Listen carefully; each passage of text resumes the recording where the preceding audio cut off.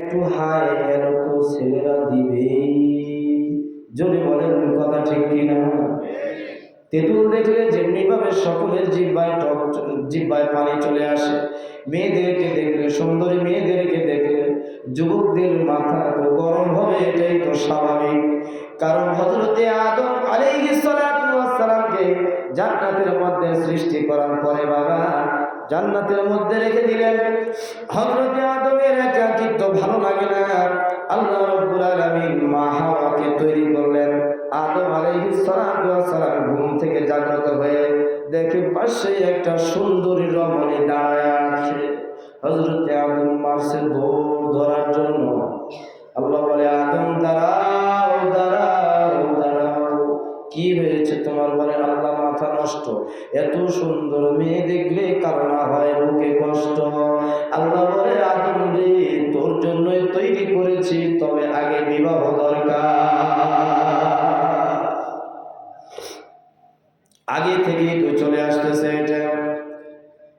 আগে পর্দার বিধান আইন করেন, এরপরে যুবকদের শাসন করেন, তাহলে এটা ঠিক হবে। একদিকে মহিলাদেরকে ছেড়ে দেওয়া, অপরদিকে ইফটিজিং এর আইন করা, এটা কখনোই বাংলার জমিনের যুবকরা মানবে না। ভাইরা আমার, আলোচনার একেবারে শেষ পর্যায়ে চলে এসেছি। যে আয়াত আমি তেলাওয়াত করেছি, এই আয়াতের মধ্যে দুইটি বিষয় নসিহত করেছেন আমার আল্লাহ।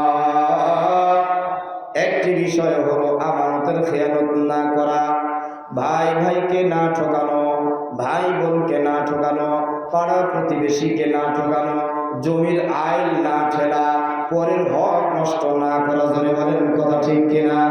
যদি আমানত আপনি পুঙ্খানুপুঙ্খানুরূপে পুরাপুরি আদায় করতে পারেন, আল্লাহ তাআলা এটা অনেক সময় দ্বিগুণ তিনগুণ হারে আল্লাহ তাআলা বরকত দিয়ে থাকে।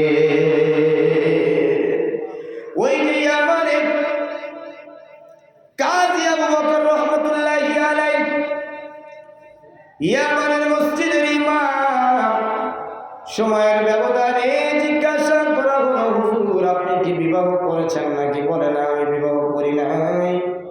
আপনি যদি রাজি থাকেন, আমাদের গ্রামের মধ্যে এমন একটা মেয়ে আছে যে পর্দানিশীল, এত পর্দা পুশিদা করি, বাড়ি থেকে বের হয় না।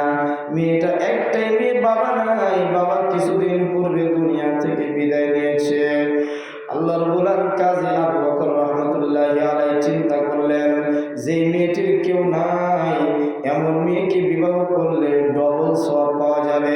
একটা হলো বিবাহ করলাম, সুন্নতের উপরে আমল হলো, আরেকটা হলো একজন অসহায় মানুষের পাশে দাঁড়াইলাম, ডাবল সওয়াব হবে কি হবে না?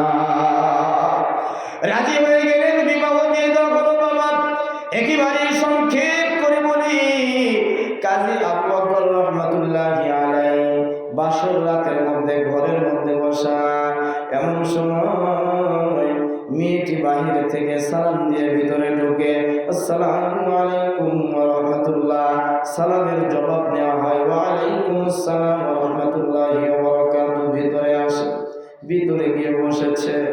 মেয়েটি বসছে ছেলেটির সামনে, কাজী আবু বকর রাহমাতুল্লাহি আলাইহির সামনে। মেয়ে তার স্বামীর দিকে তাকিয়ে আছে, স্বামী মেয়ের মুখের দিকে না তাকাইয়া গলার দিকে তাকিয়ে আছে। মেয়েটি ডাক দিয়ে বলছেন, স্বামী হে, আপনি মনে হয় অত্যন্ত লোভী মানুষ, অত্যন্ত লোভী মানুষ, আপনি আমার চেহারার দিকে না তাকাইয়া আমার গলার দিকে তাকিয়ে আছেন। গলার দিকে কি দেখেন? বলে, প্রাণীর স্ত্রী, তুমি যেই হার পরে আছো গলার মধ্যে, কণ্ঠ হার, এই হারখানা আমার মনে হয় অত্যন্ত পরিচিত পরিচিত মনে হয়। সুবহানাল্লাহ বলেন। বলে, কিভাবে আপনার পরিচিত মনে করেন? বলে, এই হারটা হুবহু এমন একটা হার, হজরত পালনের পরে আমি মক্কায় পেয়েছিলাম, একটা মুরব্বী বাবাজির হার ছিল এটা। স্ত্রী ডাকতে বলে, মুরব্বী ছিল আমার বাবা, তাহলে সেই যুবকটাই ছিলেন আপনি।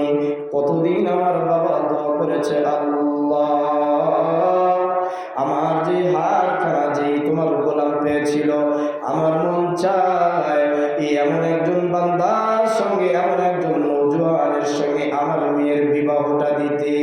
বিবাহ দিতে পারলাম না, আল্লাহ তুমি আমার দোয়াটা কবুল করে নিও। স্বামী গো, আপনি কি সেই যুবক নাকি? বলে হ্যাঁ আমি সেই যুবক।